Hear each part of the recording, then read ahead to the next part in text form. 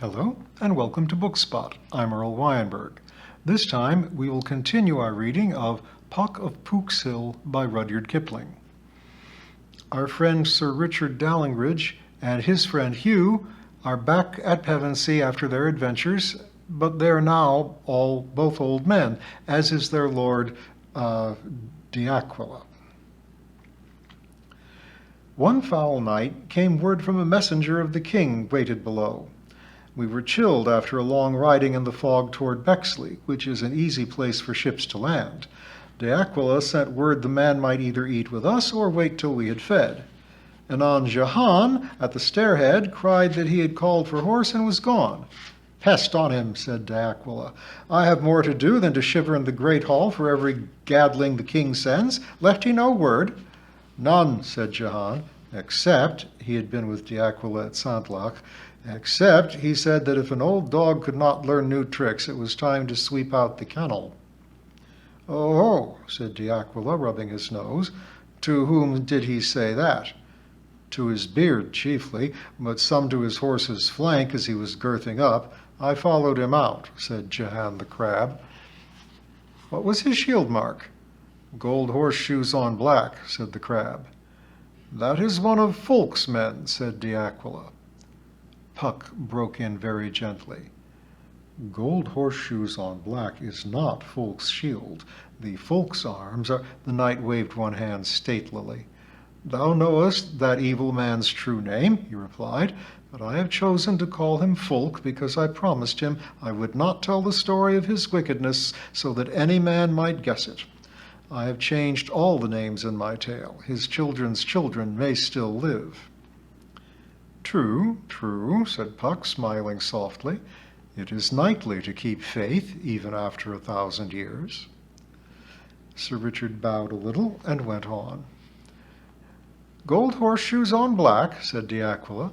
"I had heard Fulk had joined the barons, but if this is true, our king must be of the upper hand. No matter, all Fulks are faithless. Still, I would not have sent the man away empty." "He is fed," said Jahan. "Gilbert the clerk fetched him meat and wine from the kitchens. He ate at Gilbert's table." This Gilbert was a clerk from Battle Abbey who kept the accounts of the manor of Pevensey. He was tall and pale-colored and carried those new-fashioned beads for counting of prayers. They were large brown nuts or seeds, and hanging from his girdle with his penner and inkhorn, they clashed when he walked. His place was in the great fireplace. There was his table of accounts, and there he lay o' nights. He feared the hounds in the hall that came nosing after bones or to sleep on the warm ashes, and would slash at them with his beads like a woman. When D'Aquila sat in a hall to do justice, take fines, or grant lands, Gilbert would so write in the manor roll. But it was none of his work to feed our guests or to let them depart without his lord's knowledge. Said D'Aquila after Jahan was gone down the stair, "Hugh, hast thou ever told my Gilbert that thou canst read Latin out of hand?" "No," said Hugh. "He is no friend to me, or to Odo my hound either." "No matter," said D'Aquila. "Never let him know thou canst tell one letter from its fellow. And," here he jerked us in the ribs with his scabbard, "watch him, both of ye. There be devils in Africa, as I have heard, but by the saints there be greater devils in Pevensey." And that is all he would say. It chanced some small while afterward, a Norman man-at-arms would wed a Saxon wench of the manor, and Gilbert, we had watched him well since D'Aquila spoke, doubted whether her folk were free or slave. Since D'Aquila would give them a field of good land if she were free, the matter came up at the justice in Great Hall before D'Aquila. First the wench's father spoke, then her mother, then all together till the hall rang and the hounds bayed. D'Aquila held up his hands. "Write her free," he called to Gilbert by the fireplace. "A God's name, write her free before she deafens me." "Yes, yes," he said to the wench that was on her knees at him. "Thou art Cedric's sister and own cousin to the Lady of Mercia, if thou wilt be silent. In 50 years there will be neither Norman nor Saxon, but all English," said he, "and these are the men that do our work." He clapped the man-at-arms that was Jahan's nephew on the shoulder, and kissed the wench, and fretted with his feet among the rushes to show it was finished. The great hall is always bitter cold. I stood at his side. Hugh was behind Gilbert in the fireplace, making to play with wise rough Odo. He signed to De Aquila, who bade Gilbert measure the new field for the new couple. Out then runs our Gilbert between man and maid, his beads clashing at his waist, and the hall being empty, we three sit by the fire. Said Hugh, leaning down to the hearthstones, I saw this stone move under Gilbert's foot when Odo snuffed at it. Look. De Aquila digging in the ashes with his sword, the stone tilted. Beneath it lay a parchment folden, and the writing atop was, Words spoken against the king by our Lord of Pevensey, the second part. Here was set out, Hugh read it us, whispering, every jest De Aquila had made to us touching the king, every time he had called out to me from the shot window, every time he had said what he would do if he were king of England. Yes, day by day had his daily speech, which he never stinted, been set down by Gilbert, tricked out and twisted from its true meaning, yet withal so cunningly that none could deny who knew him that De Aquila had in some sort spoken those words. You see? Dan and Una nodded. Yes, said Una gravely, it isn't what you say so much, it's what you mean when you say it, like calling Dan a beast in fun. Only grown-ups don't always understand. He hath done this day by day before our very face, said De Aquila. Nay, hour by hour, said Hugh. When De Aquila spoke even now in the hall of Saxons and Normans, I saw Gilbert write on a parchment which he kept beside the manor roll, that De Aquila said soon there would be no Normans left in England if his men-at-arms did their work aright. Bones of the saints, said De Aquila, what avail is honor or a sword against a pen? Where did Gilbert hide that writing? He shall eat it. In his breast when he ran out, said Hugh, which made me look to see where he kept the finished stuff. When Odo scratched at this stone here, I saw his face change, so I was sure. He is bold, said De Aquila. Do him justice, in his own fashion, my Gilbert is bold. Overbold, said Hugh. Hearken here, and he read, Upon the feast of St. Agatha, our Lord of Pevensey, lying in his upper chamber, being clothed in his second fur gown reversed with rabbit. Pest on him! He is not my tirewoman, said De Aquila, and Hugh and I laughed. Reversed with rabbit, seeing a fog over the marshes, did wake Sir Richard Dallingridge, his drunken cupmate. Here they laughed at me. And said, Peer out, old fox, for God is on the Duke of Normandy's side. So did I. It was a black fog. Robert could have landed 10,000 men, and we none the wiser. Does he tell how we were out all day riding the marsh, and how I near perished in quicksand, and coughed like a sick ewe for 10 days after? Cried De Aquila. No, said Hugh, but here is the prayer of Gilbert himself to his master Fulk. Ah, said De Aquila. Well, I knew it was Fulk. What is the price of my blood? Gilbert prayeth that when our Lord of Pevensey is stripped of his lands on this evidence which Gilbert hath with fear and pains collected, fear and pains is a true word, said De Aquila, and sucked in his cheeks, that how excellent a weapon is a pen. I must learn it. He prays that Fulk will advance him from his present service to that honor in the church which Fulk promised him, and lest Fulk should forget, he is written below, to be sacristan of battle. At this De Aquila whistled. A man who can plot against one lord can plot against another. When I am stripped of my lands, Fulk will whip off my Gilbert's foolish head. None the less, battle needs a new sacristan. They tell me the Abbot Henry keeps no sort of rule there. Let the abbot wait, said Hugh. It is our heads and our lands that are in danger. This parchment is the second part of the tale. The first has gone to Fulk, and so to the king, who will hold us traitors. Assuredly, said De Aquila. Fulk's man took the first part that evening when Gilbert fed him, and our king is so beset by his brother and his barons, small blame too, that he is mad with mistrust. Fulk has his ear and pours poison into it. Presently the king gives him my land and yours. This is old. And he leaned back and yawned. And thou wilt surrender Pevensey without word or blow, said Hugh. We Saxons will fight your king then. I will go warn my nephew at Dallington. Give me a horse. Give thee a toy and a rattle, said de Aquila. Put back the parchment and rake over the ashes. If Fulk is given my Pevensey, which is England's gate, what will he do with it? He is Norman at heart, and his heart is in Normandy, where he can kill peasants at his pleasure. He will open England's gate to our sleepy Robert, as Odo and Mortain tried to do, and then there will be another landing and another Santlache. Therefore I cannot give up Pevensey. Good, said we two. Ah, but wait. If my king be made, on Gilbert's evidence, to mistrust me, he will send his men against me here, and while we fight, England's gate is left unguarded. Who will be the first to come through thereby? Even Robert of Normandy. Therefore I cannot fight my king. He nursed his sword. This is saying and unsaying like a Norman, said Hugh. What of our manners? I do not think for myself, said de Aquila, nor for our king, nor for your lands. I think for England, for whom neither king nor baron thinks. I am not Norman, Sir Richard, nor Saxon, Sir Hugh.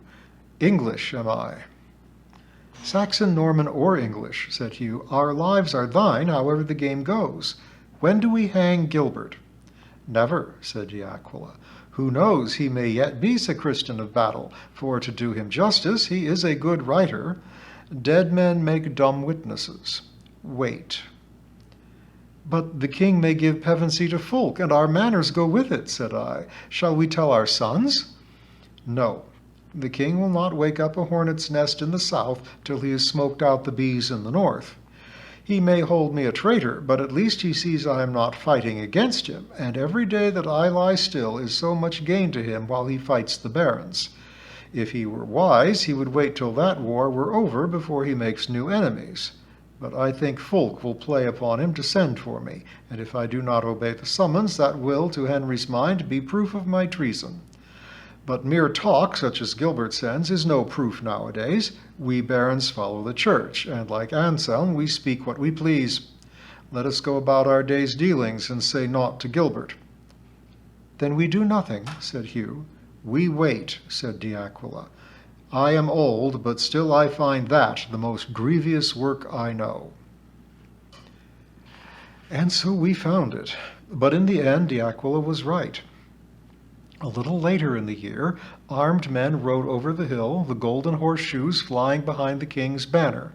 Said de Aquila at the window of our chamber, How did I tell you? Here comes Fulk himself to spy out his new lands, which our king hath promised him if he can bring proof of my treason.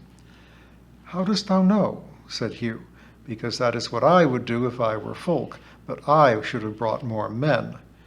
My roan horse to your old shoes, said he. Fulk brings me the king's summons to leave Pevensey and join the war. He sucked in his cheeks and drummed on the edge of the shaft, where the water sounded all hollow. Shall we go? I said. Go? At this time of year? Stark madness, said he. Take me from Pevensey to fisk and flight through fern and forest, and in 3 days Robert's heels would be lying on Pevensey mud with 10,000 men. Who would stop them? Fulk? The horns blew without, and anon Fulk cried the king's summons at the great door that de Aquila with all men and horse should join the king's camp at Salisbury. How did I tell you? Said de Aquila. There are 20 barons twixt here and Salisbury could give King Henry good land service, but he is worked upon by Fulk to send south and call me, off the gate of England, when his enemies stand about to batter it in. See that Fulk's men lie in the big south barn, said he. Give them drink, and when Fulk has eaten, we will drink in my chamber. The great hall is too cold for old bones. As soon as he was off horse, Fulk went to the chapel with Gilbert to give thanks for his safe coming. And when he had eaten, he was a fat man and rolled his eyes greedily at our good roast Sussex wheat ears, we led him to the little upper chamber, whither Gilbert had already gone with the manor roll. I remember when Fulk heard the tide blow and whistle in the shaft, he leaped back, and his long down-turned stirrup shoes caught in the rushes, and he stumbled, so that Jahan behind him found it easy to knock his head against the wall. Did you know it was going to happen? Said Dan. Assuredly, said Sir Richard with a sweet smile. I put my foot on his sword and plucked away his dagger, but he knew not whether it was day or night for a while. He lay rolling his eyes and bubbling with his mouth, and Jahan roped him like a calf. He was cased all in that new-fangled armor which we call lizard mail, not rings like my hauberk here, Sir Richard tapped his chest, but little pieces of dagger-proof steel overlapping on stout leather. We stripped it off, no need to spoil good harness by wetting it, and in the neck piece D'Aquila found the same folden piece of parchment which we had put back under the hearthstone. At this Gilbert would have run out. I laid my hand on his shoulder. It sufficed. He fell to trembling and praying on his beads. Gilbert, said D'Aquila, here be more notable sayings and doings of our Lord of Pevensey for thee to write down. Take penner and inkhorn, Gilbert. We cannot all be sacristans of battle. Said Fulk from the floor, You've bound a king's messenger. Pevensey shall burn for this. Maybe. I have seen it besieged once, said D'Aquila.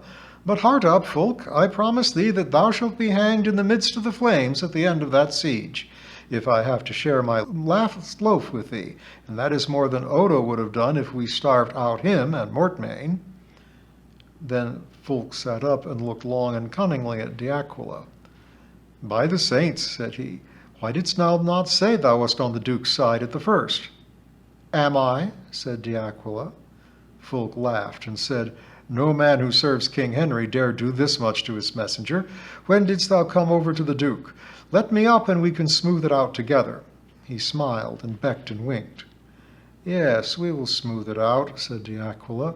He nodded to me and Jahan and I heaved up Fulk, he was a heavy man, and lowered him into the shaft by a rope, not so as to stand on our gold, but dangling by his shoulders a little above. It was turn of ebb, and the water came to his knees. He said nothing, but shivered somewhat. Then Jahan of a sudden beat down Gilbert's wrist with his sheathed dagger. Stop, he said, he swallows his beads. Poison, belike, said D'Aquila. It is good for men who know too much. I have carried it these 30 years. Give me. Then Gilbert wept and howled, and D'Aquila ran the beads through his fingers. The last one, I have said they were large nuts, opened in 2 halves on a pin, and there was a small folded parchment within. On it was written, The old dog goes to Salisbury to be beaten. I have his kennel.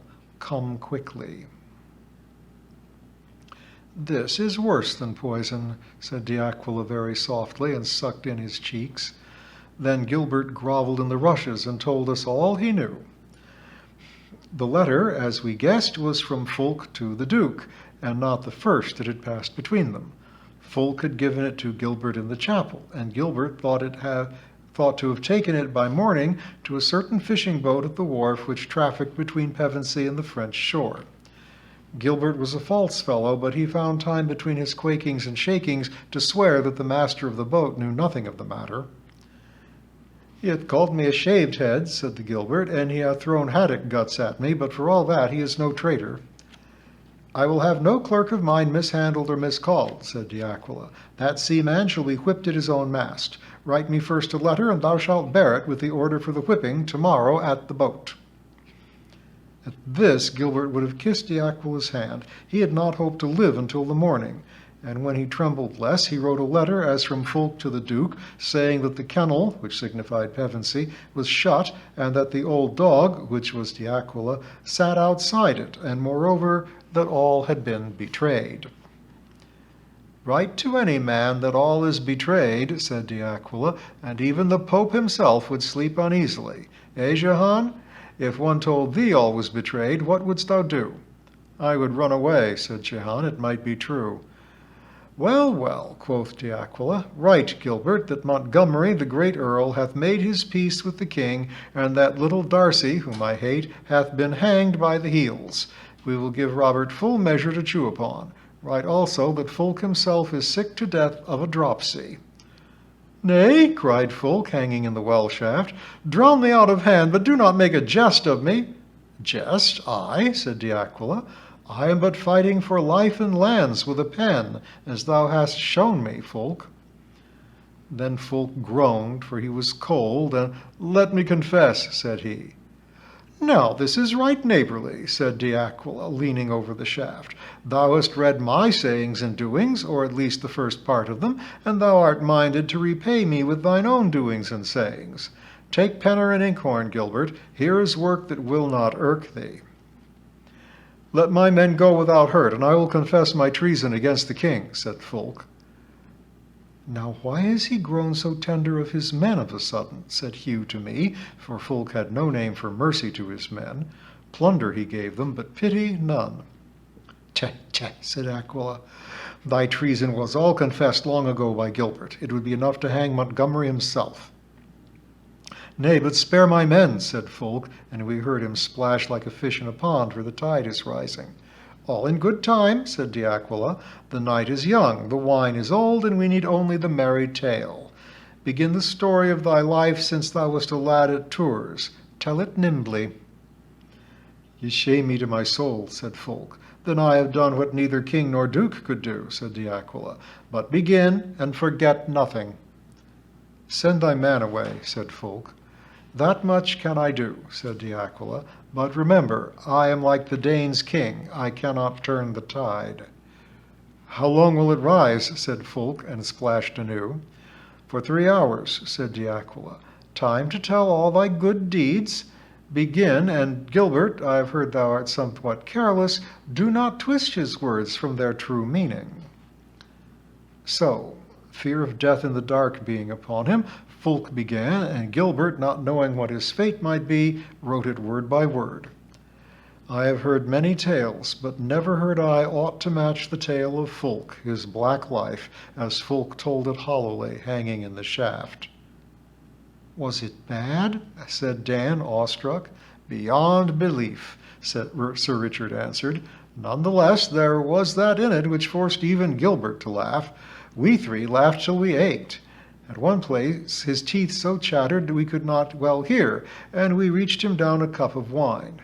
Then he warmed to it and smoothly set out all his shifts, malices, and treacheries, his extreme boldnesses — he was desperate bold — his retreats, shufflings, and counterfeitings — he was also inconceivably a coward — his lack of gear and honor, his despair at their loss, his remedies and well-colored contrivances.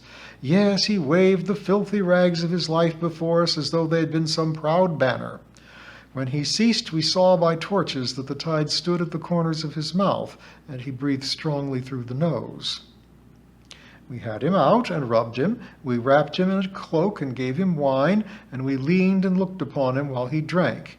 He was shivering but shameless. Of a certain, we heard Jehan in the stairwell wake, but a boy pushed past him and stood before us, the hall rushes in his hair, all slubbering with sleep. My father, I dreamed of treachery," he cried, and babbled thickly. "There's no treachery here," said Fulk. "Go." And the boy turned, even then not fully awake, and Jehan led him by the hand to the great hall. "The only son," said de Aquila. "Why didst thou bring the child here?" "He is my heir. I dared not trust him to my brother," said Fulk, and now he was ashamed. De Aquila said nothing, but sat weighing a wine cup in his 2 hands, thus. Anon Fulk touched him on the knee. "Let the boy escape to Normandy," said he, "and do with me at thy pleasure. Yea, hang me tomorrow with my letter to Robert round my neck, but let the boy go." "Be still," said de Aquila. "I think for England."